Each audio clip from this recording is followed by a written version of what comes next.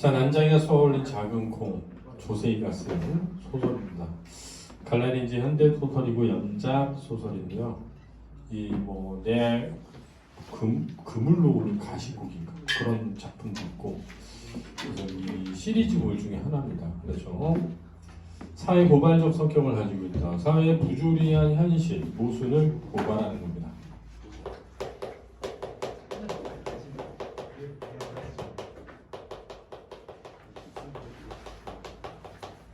우리가 비판적이다라고 하면 비판이라는 건 잘못을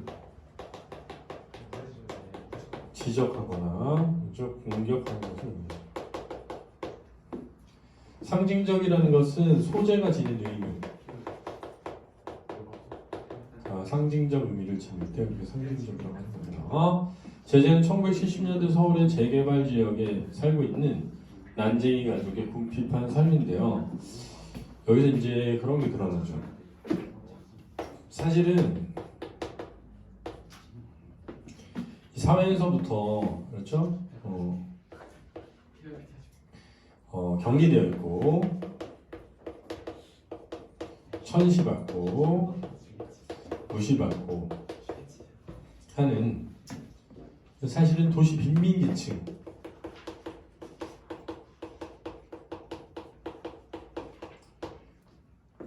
의 모습을 그냥 신체적 불구,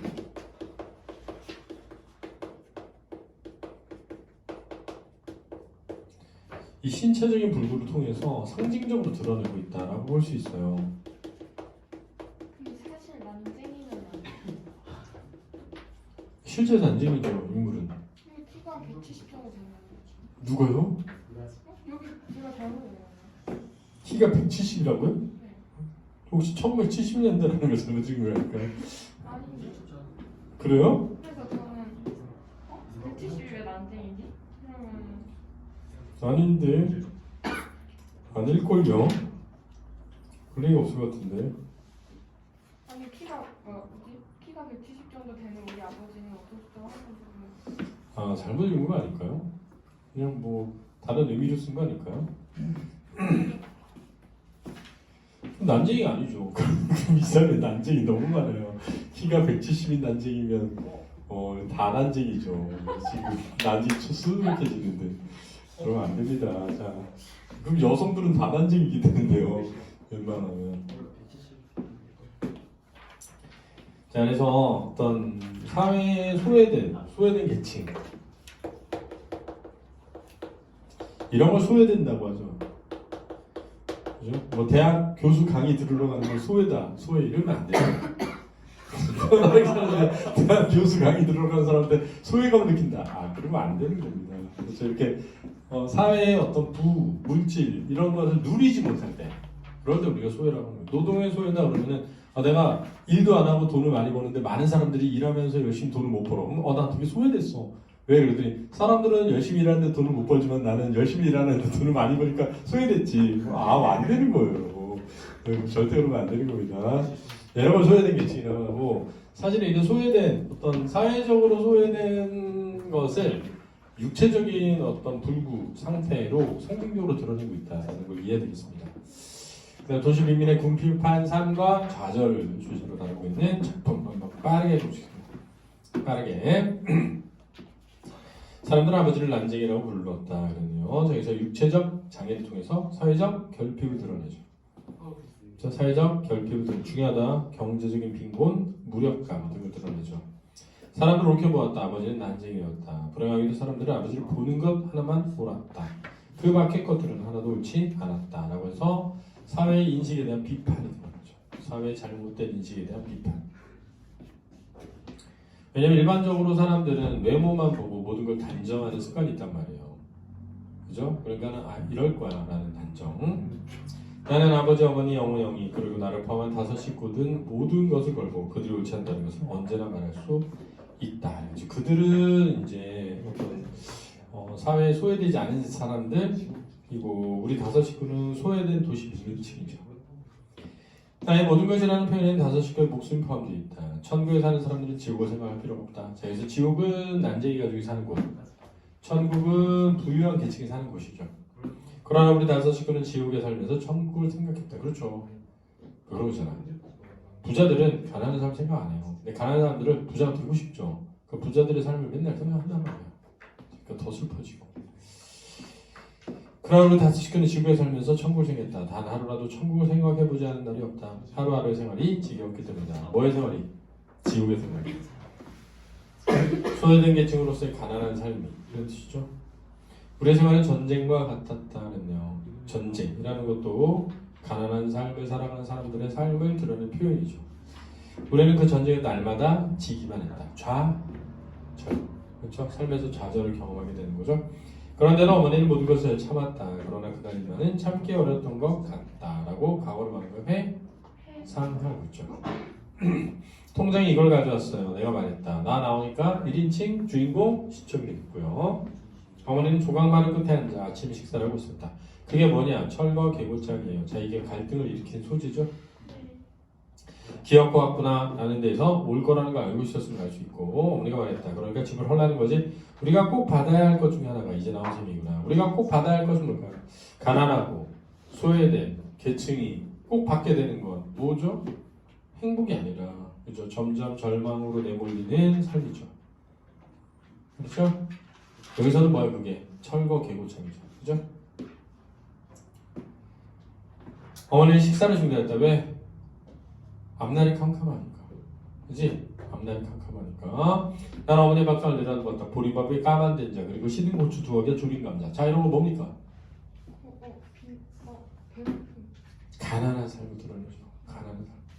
그렇죠? 생각해보세요. 보리밥, 까만 된장, 시든 고추 2개와 조린 감자. 근데 여기다 대고 뭐 웰빙 식단 이러면 안 되는 거예요. 그렇죠? 웰빙 식단 이러면 정말 너무 동떨어진 거죠. 이건 되게 가난하고 힘들게 살아가는 삶이에요. 나는 어머니를 위해 철거 개구장을 천천히 읽었다. 그래서 어머니가 문맹임이 있어요. 문맹. 그렇죠? 낙원구 이런 게 반어절이죠. 그죠? 낙원구. 낙원이 아니야. 아니잖아. 너무 힘든 곳이야. 서울특별시 낙원구 행복동. 행복하지 않잖아. 이제 반어절이죠. 46번지 1839번 김부리기야. 재개발 사업 구역 및 고지대 건물 철거 지시. 기아 소유 아래 표시 건물은 주택개량 촉진에 관한 임시조치법에 따라 행복 3구역 재개발 지구로 지정되어 서울특별시 주택재량 재개발 사업 시행 조례 15조 건축법 5조 및 동법 42조 규정에 의하여서 자진 철거할 것을 명합니다. 이게 핵심 내용이고 만약 이까지 자진 철거하지 않을 경우에는 강제 철거하고 비용은 기아로부터 징수하겠습니다. 이게 이제 빈민층에 가해지는 폭력, 이중 폭력이죠. 하나의 폭력은 철거라는 거고 안 하면 이중 폭력이죠. 비용도 청구한다니까. 어쩌라는 거야? 어머니는 조각마루 끝에 앉아 말이 없었다. 조각마루 끝 이런 것도 사실은 가난한 삶을 드러내요. 마루가 넓지가 않은 거잖아. 조그맣게 있는 벽돌 공장의 높은 굴뚝 그림자가 시멘트 담으면서 꺾어지면 좁은 마당을 덮었다. 그래서 공장은 산업화를 의미하고 그림자가 덮는 것은 암담한 현실. 암담한 미래와 현실. 동네 사람들이 골목으로 나와 뭐라고 소리치고 있었다. 개고장을 받은 사람들의 반응이죠. 걱정, 한탄 이런 거겠죠. 통장은 그들 사이를 비집고 나와 왕죽종을 걸어보겠다. 오늘 식사를 끝내지 않은 밥상을 들고 왜? 밥이 목에 들어가지를 않은 거죠. 걱정으로 인해서. 거꾸로 들어갔다. 어머니는 두 무릎을 고추 세우고 앉았다. 그리고 두 손을 부엌바닥을 한번 치고 가슴을 한번 쳤다. 진짜 슬프네요. 절망감이겠죠. 나는 동사무소로 왔다. 행복동 주민들이 잔뜩 몰려들어 각자의 의견을 큰 소리로 말했었다. 들을 사람 두셋밖에 안 되는데 수십 명이 동시에 떠들어대고 있었다. 쓸데없는 짓이었다. 자, 여기에서 무력감이 드러납니다. 이런다고 되겠어라는 체념. 떠든다고 해결된 문제는 아니었다. 사회 구조적인 문제죠. 나는 바깥 게시판에 그렇게는 공고문을 읽었다. 거기는 아파트 입주 절차, 아파트 입주 포기할 경우 탈 수 있는 이주 보도금 액수 등이 적혀 있었다. 동사무소 주인은 시장바닥 같았다. 비유적 표현이고요. 주민들은 아파트 거강꾼들한테 이게 누구예요? 거강꾼. 부동산 업자죠. 대형태 이름 올리고 저름 올리고 했다. 나는 거기서 아버지가 도동생을 만났다. 아버지는 도장포 앞에 앉아 있었다. 도장포 어디? 포장도로, 아스팔트 도로. 영원히 내가 방금 불러선 게시판 앞으로 갔다. 여기는 골목 입구에 세우는 검정색 승용차가 있었다. 이 검정색 승용차는 부의 상징이죠. 부의 상징. 이 사람이 그 철거 개고장 나온 표딱지를 다 사들이는 사람이죠. 이게 빌드업이 여기 있어요. 그렇죠. 여기서 영희가 그 승용차를 뭐 하게 돼? 타게 되는 거잖아, 그지? 그래서 성폭행 당하고, 그지? 아침 일찍 일들을 찾아 나섰다가 일용직 노동자를 철거 개고장이 나왔다는 소리를 듣고 돌아온 것이다. 누군들 이런 날 일을 할 수 있을까? 이런 날은 뭐야? 철거 개고장을 받은 날, 삶의 터전에서 쫓겨가게 되는 날이죠. 나는 아버지 앞으로 가서 아버지 공구들이 들은 부대를 둘러맸다. 가방. 영호가 다가오더니 나의 어깨에서 그 부대를 내려옮겨냈다. 난 아주 자연스럽게 그걸 넘겨주면서 이쪽으로 걸으는 영희를 봤다. 영희 얼굴은 빨갛게 상기되어 있었다. 왜? 그 검은색 승용차에 탄 사람으로부터 부끄러운 제안을 받게 된 거죠. 그지? 몇 사람이 거강끈이 우리를 둘러싸고 아파트 입주권을 팔라고 했다. 왜? 어차피 입주하지 못하게 되니까. 아버지가 책을 읽고 있었다. 우리는 아버지가 책을 읽는 걸 처음 봤다. 필을 쌓게 되면 무슨 책인지를 알 수 없었다. 영희가 허리를 굽혀 아버지 손을 잡아 끌었다. 아버지는 우리의 얼굴을 말끄러미 쳐다보더니 자리를 걸고 일어났다. 낮에야 한다라고 처음 보는 사람들이 말했다. 차별적 신상이 드러나는 거예요. 차별적 시선.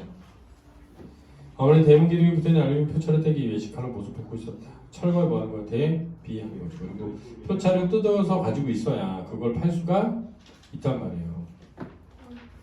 내가 식칼을 받아 반대쪽 모습 못 봤다. 영호는 어머니가 내가 하는 일이 못마땅한 모였다. 왜? 영호는 싸워야 한다고 생각했었죠.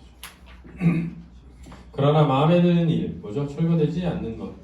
우리에게 일어나길 바랄 수가 없었다. 체념적이죠. 어머니 무허가 건물 번호가 새겨진 알루미늄 표차를 빨대어 가져가지 않으면 나중에 괴로운 일이 생길 거라는 걸 알고 있었다. 왜? 돈을 받지 못하게 되니까, 그지? 어머니 손바닥에 있는 표차를 말없이 그러다가 보았다. 복잡한 심경. 영희가 이번에는 어머니 손을 잡아 끌었다. 너희들만 놀게 되지 않았으면 난 별 걱정 안 했을 것이다. 빈곤한 여지. 어머니가 말했다. 21알에 무슨 표적 한 수가 생기겠니? 자, 생기겠니? 소리적이죠. 생기지 않을 것이다. 이제 하나하나 정리를 해야지. 입주권을 팔려고 그래요? 여기가 물었다. 팔기 왜 팔아? 영호가 큰 소리를 말했다. 저항하는 거죠. 그럼 아파트 입주할 돈이 있어야지. 아파트로도 안 가. 그럼 어떻게 할까요? 여기서 그냥 사는 거다. 여긴 우리 집이다. 저항의 의지죠. 동생이 영호는 성큼성큼 돌게 돌아간 아버지 그들을 마루 밑에 놓았다. 한 달 전만 해도 그런 얘기를 한 적이 있었다. 아버지가 말했다. 이 말은 뭐야? 상황이 변했다는 거죠. 이제 그런 희망을 가진 사람이 적어졌다는 거야. 어머니가 내준 철거 개고장을 막 읽고 난 참이었다. 시에서 아파트를 지어놨다니까 얘긴 그걸로 끝난 거다. 체념적 태도죠. 그건 우리를 위해 지은 게 아니에요. 영어가 말했다. 누굴 위해 지은 거죠? 돈 많은 사람들. 돈도 많이 써야 되잖아요. 영희는 바닷가 펜지코가 갈 수 있었다. 이 펜지코는 순수한 영희를 상징하는 거야. 우리 못 떠나. 갈 곳이 없어. 그렇죠 큰 오빠. 어떤 놈이든 집을 홀로는 가만두지 않을 거야. 영어가 말했다. 그만둬. 내가 말했다. 그들 옆에 법이 있다. 자, 이게 이제 또 상징적인 의미죠. 왜? 유전, 무죄, 무전, 유죄. 지금 딱 보자. 지금. 검사나 검사 친구들은 죄를 지어도 벌을 받지 않는 세상이잖아. 그 시에서 아파트 지어놨으니까 얘긴 그걸로 끝난 거다 해서 아버지가 아파트로 들어갈 생각을 하고 있다고 생각하면 안 되는 거. 당연하지. 들어갈 수 없지. 돈 있어야 들어가는 거야, 그것도. 그렇지? 그러면은 돈 내고 들어가는 거야. 그냥 퇴장한 거예요. 아니, 끝났다는 거지, 이미. 그게 지어져 있기 때문에 끝났다는 거죠. 그지? 아버지 말대로 모든 얘기가 끝나버린 것이나 마찬가지였다. 체념, 바닷가 펜지꽃 앞에 서 있던 영희가 고개를 눌렸다. 영희를 울고 있었다. 어렸을 때마다 영희 잘 울었다. 그때 난 말했다. 울지 마, 영희야. 자꾸 울음이 나와. 그럼 소리 내지 말고 울어. 응. 뭐야? 더 슬프죠. 슬픈데 소리 내지 말고 울어야 되니 해지. 그게 더 슬픈 거죠. 그치? 왜? 내가 소리 내서 울면 다 같이 보여지니까 슬퍼지는 거야. 불안한 풀밭에서 영희는 소리 내어 울었다. 왜? 참을 수가 없었던 거지. 나는 손으로 영희 입을 막았다. 영희 몸에서는 풀 냄새가 났다. 왜 풀 냄새가 나? 왜 풀 냄새가 나? 먹는 것이 변변치 못하니까. 먹고 사는 것이 변변치 못하죠. 개천 건너 주택가 골목에서는 고기 굽는 냄새가 나는데 그래서 대비되는 거야. 그렇지? 고기 굽는 냄새와 풀 냄새는 대비된다. 나는 그것이 고기 굽는 냄새인 줄 알면서도 어머니에게는 묻고는 했다. 왜? 우리도 먹으면 안 돼 이런 거죠. 엄마 저게 뭐야? 이러면서 사고 싶을 때 뭔지 알면서도 아 저게 뭐지? 막 이렇게 갑자기 말 거는 애들 있잖아요, 그지? 그럼 뭐라 그래? 나도 몰라. 그러지. 하면 되지, 그지? 엄마 이거 무슨 냄새지? 몰라. 이러면 되지. 엄마 이게 무슨 냄새야? 어머니 말없이 걸었다. 난 다시 걸었다. 엄마 이게 무슨 냄새지? 어머니는 나의 손을 잡았다. 어머니 걸을 빨리 하면서 말한다. 왜? 찾을 수가 없으니까. 진짜 슬프지. 너무 슬퍼서 고기 굽는 냄새 난다. 우리도 나중에 먹자. 나중에 언제? 꼭 이러면 물어봐야 또. 나중에 언제? 자 빨리 가자. 어머니 말한다. 왜? 나중에 언제 안 되는 거예요. 그렇죠? 너도 공부를 열심히 하면 좋은 집에 살 수 있고 고기도 날마다 먹을 수 있단다. 아 이런 얘기 많이 하죠. 너 공부 열심히 해라. 그래야 잘 먹고 잘 산다는 얘기. 거짓말. 왜? 나아지지 않는 현실이죠. 경제적인 어떤 발전의 가능성이 없는 거예요. 이 부조리한 현실 속에서. 어머니 손을 부딪히며 내가 말했다. 아버지는 나쁜 사람이야. 어머니가 우뚝 섰다. 너 방금 뭐라 그랬니? 우리 아버지는 나쁜 사람이야. 너 매 좀 맞아야겠구나. 아버지는 좋으신 분이다. 왜 나쁜 사람이라고 하는 거야? 왜 나쁜 사람이야? 돈을 못 버니까. 그지? 그러니까 돈이 우선인 사회에서 사실은 돈 못 벌면 나쁜 사람 취급받잖아. 게으르고 못났고 나쁘고 이렇게. 너 매점하자 했구나. 아버지 좋은 분이다. 나도 주머니가 달린 옷을 입고 싶어. 주머니가 달린 옷이 뭘 의미해? 주머니 왜 있니?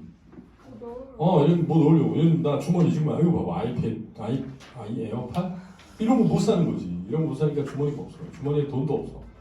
근데요. 공부를 하면 나아질 수 있는 게 맞지 않아요? 그래. 그런 생각 하겠죠. 왜요? 알겠습니다. 왜요? 그렇게 생각하세요. 자, 아니 왜 뭐가? 나아지지 않는 현실? 그럼 나아지나 한번 해봐. 열심히. 아니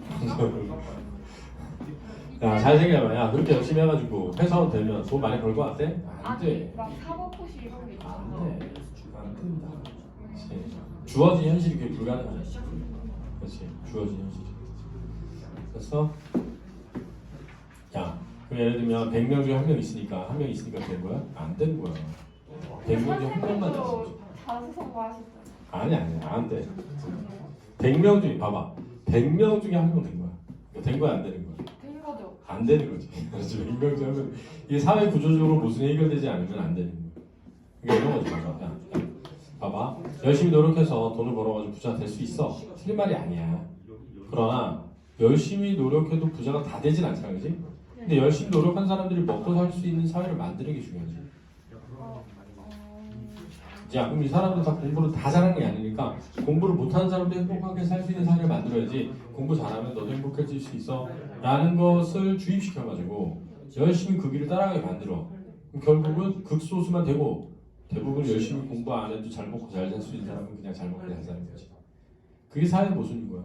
그러니까 열심히 노력해서 잘 먹고 잘 사는 분 있잖아요. 없다는 게 아니야. 없다는 게 아니야. 근데 이 문제는 이런 거지. 열심히 공부 안 해도 이 땅에 태어났으면 행복하게 살 수 있는 권리가 주어져야 된다는 거지. 이해됐어? 이게 사회 구조가 그렇게 된다는 거야. 빨리 가자. 엄마는 왜 우리들 옷에 주머니를 안 대지? 돈도 넣어주지 못하고 먹을 것도 없어서 그래? 아버지에 대해 막말하면 너 매 맞을 줄 알아? 아버지가 악당도 못해. 악당은 돈이나 많지. 더 슬프죠. 아버지는 좋은 분이다. 알아. 나는 말했다. 알면서도 이렇게 말하는 거죠. 얼마나 슬퍼. 아빠가 얼마나 좋은 사람인지 알면서도 아빠는 나빠라고 말하는 아들의 심정. 슬프죠. 수백 번도 더 들었어. 그렇지만 이제 속지 않아. 엄마 큰오빠는 말을 안 들어. 우리는 부엌에서 써서 말했다. 옆에서 꼭 이런 애들이 있어요. 더 화나게. 엄마 원래 또 고기 냄새가 들어갔대. 나는 안 갔어. 아 진짜 슬프다. 고기를 훔쳐 먹은 것도 아니고 뭐 맡으러 갔어? 냄새만 맡으러 간 거야. 진짜 슬프죠. 어머니는 아무 말이 없었다. 왜? 엄마는 더 미안하죠. 나는 여기를 흘겨봤다. 여기 또 말했다. 엄마 큰오빠를 고기 냄새 맡으러 갔다 또 말했더니 때리려고 해. 자, 영희는 좀처럼 우르르 치웠다. 나는 영희 위해서 손을 뜯다. 자 이제 현실로 돌아온 거야. 현실로. 알았지? 영희를 풀밭으로 끌고 간 것이 잘못이었다. 때려주고 나는 후회했다. 귀여운 영희 얼굴을 누굴러주었다. 그때 주머니 없는 옷을 입고 있었다. 이게 이제 과거와 현실을 매개한 게 바로 영희의 입을 뭐 한 거야? 막는 거였죠. 지금 현재는 뭐였냐면 영희가 울고 있어가지고 울고 있는 영희의 입을 손으로 막은 거잖아, 그지? 응? 네. 입을 손으로 막자 이날이 떠오른 거야. 그래서 과거로 돌아가지고 이날의 사건이 진행되고 다시 현재로 돌아오는 과정에 이 입을 손으로 떼었다 부분이 연결되어 있는 거야, 두 개로. 우리는 그때 할 때 그때는 언제야? 그 어릴 때, 그렇지? 네. 주머니 없는 옷을 입고 있었다. 아버지는 철거 개구장을 마르겠다 놓고 책을 읽었다. 우리는 아버지에게서 무엇을 바라진 않았다. 아버지는 그동안 충분히 일했다. 고생도 충분히 했다. 아버지만 고생한 게 아니다. 아버지, 할아버지 대대로 들어오란다. 야, 여기서 뭐가 들어나? 가난이 대물림 대부심 들어나. 그러니까 야, 그 많은 사람 중에 열심히 노력한 사람이 한 명이라도 있었을 거 아니야.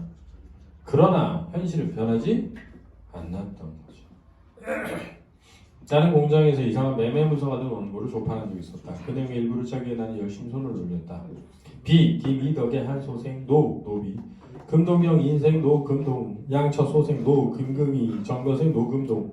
의 양처 소생, 노, 덕수. 기사생, 노, 금동. 의 양처 소생, 노, 존세, 신미생. 노, 금동의 양처 소생, 노, 영성. 계유생, 노, 금이. 김금이. 양처 소생, 노, 철수. 병술생. 노 김금이의 양처소생 노금산 무자생. 나는 그때 이게 무엇인지 몰랐다. 그 판을 짜고 다음 판을 짜나가다가 알았다. 노비 매매 문제한 부분이었다. 이 말은 결국 뭘 의미해? 아버지의 가족은 대대로 가난했고 그 위로 올라가면 어느 집안에 뭐였다? 노비였다는 거지. 그지? 가난이 내몰림되는 것만큼 슬픈 게 없잖아. 근데 이건 가난의 대물림도 있는데 그 이 노비 문서에 자기 아버지가 이렇게 김불이잖아. 나는 어머니, 할머니, 그 할머니들이 최하층 천인으로 무슨 일을 해왔는지 알고 있었다. 어머니라고 달라진 것은 없었고 마음 편한 날은 없고 몸으로 칠한 노용은 같았다. 우리의 조상은 세습하여 신용을 바쳤다. 노비신이었다. 우리의 조상은 상속, 매매, 기증, 공출의 대상이었다. 상속의 대상은 재산의 일부였다는 거야. 사람인데 사람 취급받지 못하는 거죠. 너희들은 엄마를 잘못하고 이고생이다. 아버지하고는 상관이 없다. 어머니는 장남인 나에게만 말했다. 이럴 때도 이제 그렇죠? 사실 아버지 집안도 대대로 모였는데 노비였는데 외할머니 들은 말을 나에게 전한 것이다. 천년을 두고 우리 조상은 자손에게 말을 넘겼다. 너나 나나 알고 있다. 아버지도 시종의 자식이었다. 할아버지의 아버지 때 노비전이 사라졌다. 증조부대에는 아무것도 몰랐다. 나중에 해방을 맞이했다는 걸 알았지만 두 분이 아마 오히려 저희들 내쫓지 마십시오 였다. 왜? 억압된 삶에 길들여져 있기 때문인 거지. 할아버지는 날랐다. 할아버지는 유습에서 벗어나겠다. 늙은 주인은 할아버지께 집과 땅을 주었다. 그러나 쓸데없는 일이었다. 모르는 면에서는 할아버지나 증조부나 같았다. 증조부대까지는 선조들이 살아온 경험이 드물이었으나 아버지 때는 그것이 도움을 주지 못했다. 할아버지에게는 어떤 교육도 없었고 경험도 없었다. 즉 집과 땅을 지킬 능력이 없었다. 할아버지는 집과 땅을 잃었다. 왜? 교육과 경험의 부재로. 할아버지는 난쟁이였어. 언젠가 영어가 불었다. 그래서 난쟁이라는 게 뭐야? 무기력하고 가난하고 소외된 계층. 그렇지? 나는 영어에 머리를 쥐어박았다. 못마땅한. 좀 큰 영어를 배웠다. 왜 지난 일을 쉬쉬하는 거야? 변한 건 없는데 우습지도 않아? 저항하고 있는 거지. 약간 저항적인 인간이 되는 거야.